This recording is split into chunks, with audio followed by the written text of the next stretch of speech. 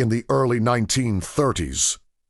Two of South America's poorest nations sent tens of thousands of young men to die in a place the world barely knew existed. It was not a city, not a port, not a center of industry or culture.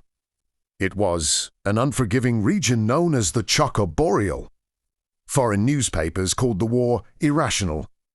Diplomats described it as unnecessary.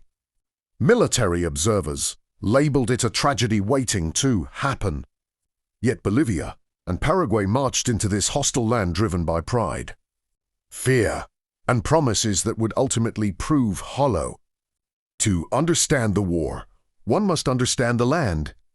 The Chaco was not merely a battlefield. It was an enemy. Thorny vegetation tore uniforms and skin. Temperatures were extreme, and water was painfully scarce. Roads were almost non-existent, maps unreliable. And soldiers often marched for hours, only to realize they were lost. Many never encountered the enemy at all. Instead, they fought thirst, exhaustion, and disorientation. Contemporary reports mentioned dehydration more often than combat. Entire units collapsed without firing a shot. Wells marked on maps were frequently dry, and contaminated water led to disease. Letters sent home described cracked lips, fainting soldiers, and a constant struggle to survive. One veteran later recalled that the war was not about bullets or bayonets, but about endurance. Despite this, both sides persisted. Bolivian commanders, trained in European military doctrine, attempted to apply First World War strategies to a land that ignored theory. Supply lines failed, vehicles broke down, and positions turned into deadly traps. Casualties mounted not through decisive battles, but through attrition. Men died from heat, infection, and dehydration, while others wandered lost until collapse. The outside world observed with confusion and detachment. Newspapers questioned why such a war was being fought at all.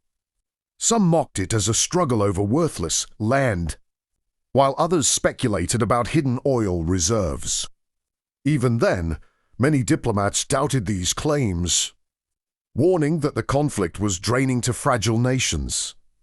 Battles came and went with little recognition. Forts changed hands, only to be abandoned for lack of water. Heroism existed, but it was quiet and often unseen. When the war ended in 1935, the result felt hollow. Paraguay gained territory, but the promised wealth never appeared. Bolivia was left deeply scarred. Today, the Chaco War stands as a reminder of how easily nations can be drawn into catastrophe by pride and misinformation. It was not a story of glory, but of human endurance and the tragic cost of decisions made far from the battlefield. The land remained indifferent to the suffering it had witnessed.